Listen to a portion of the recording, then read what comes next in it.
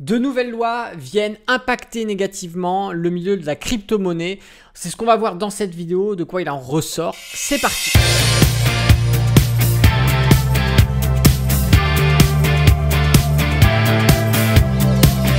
Bonjour à tous, c'est Alexandre, le trader indépendant, et dans cette vidéo on va parler crypto-monnaie et plus particulièrement de ce projet de loi qui a été voté il y a peu de temps et qui va impacter négativement le milieu de la crypto-monnaie. Alors sans plus attendre, je vous propose de se retrouver déjà sur nos petits articles. Alors déjà, petite piqûre de rappel, le Bitcoin en Chine, ça ne va pas bien.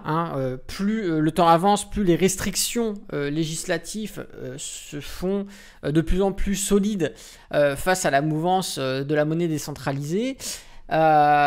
Aujourd'hui, maintenant en Chine, le minage est passible d'une peine, la détention, la transaction de crypto-monnaie également.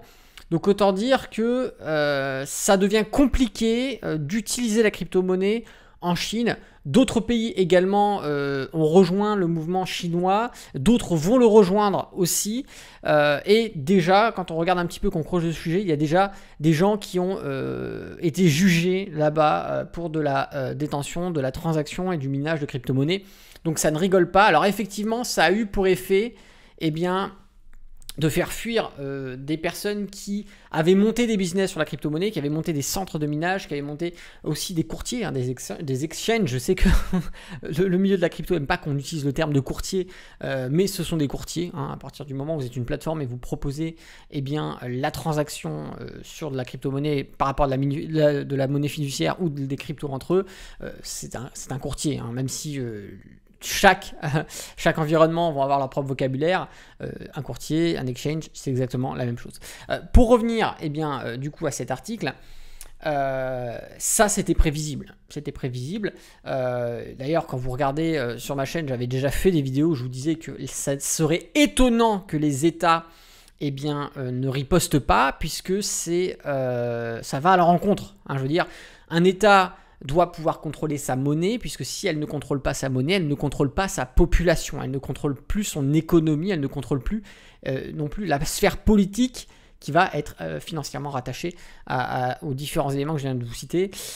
Et donc c'est problématique, puisque une population qui va s'émanciper de la finance de son pays est une population sur laquelle nous n'allons plus avoir de pouvoir. Alors, moi, je ne suis pas là pour vous dire si c'est une bonne chose ou une mauvaise chose, mais je vous donne juste les éléments du côté d'un point de vue d'un État. Donc effectivement, il était logique, et il est logique pour un État de répliquer par des armes législatives et de se protéger. Et je pense, je vous le dis sincèrement, que ce n'est que le début. Et d'ailleurs, on va passer sur le nouvel article qui a donné lieu à la réalisation de cette vidéo. Nouvelles restrictions sur les cryptos dans le projet de loi US sur l'infrastructure, qui a d'ailleurs été adopté, mais... rassurez-vous, elle ne rentrera en vigueur qu'à partir de janvier 2024.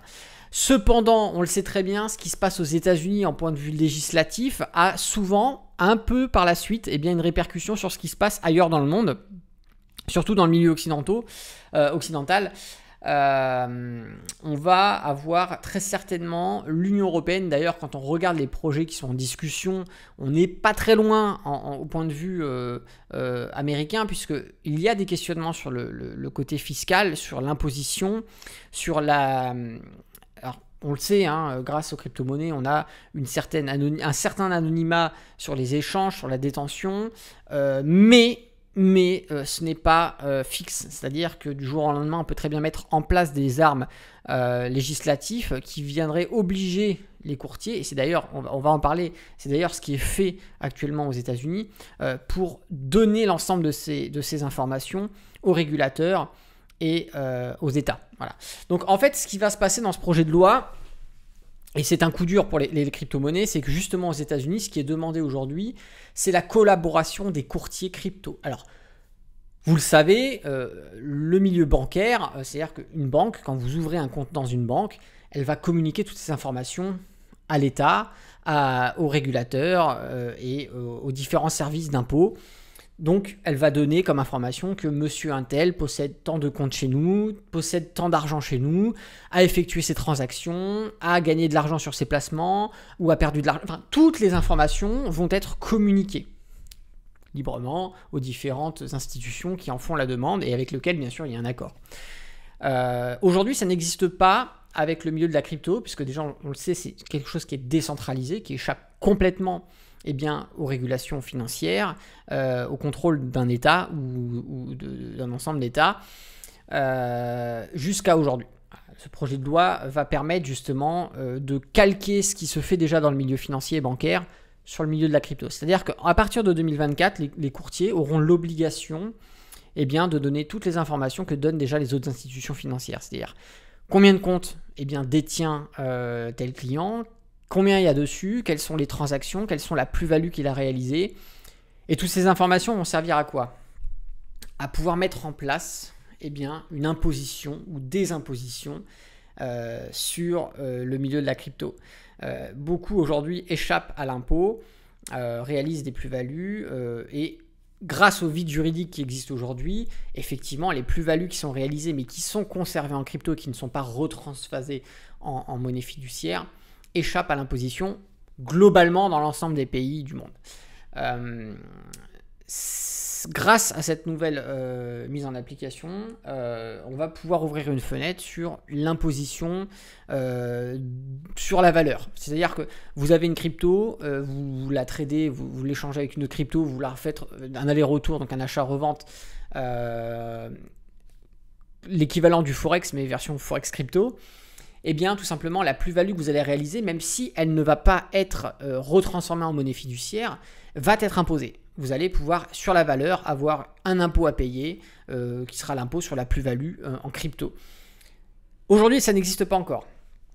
Mais c'est en cours de construction au niveau législatif. Aux États-Unis, c'est bien avancé.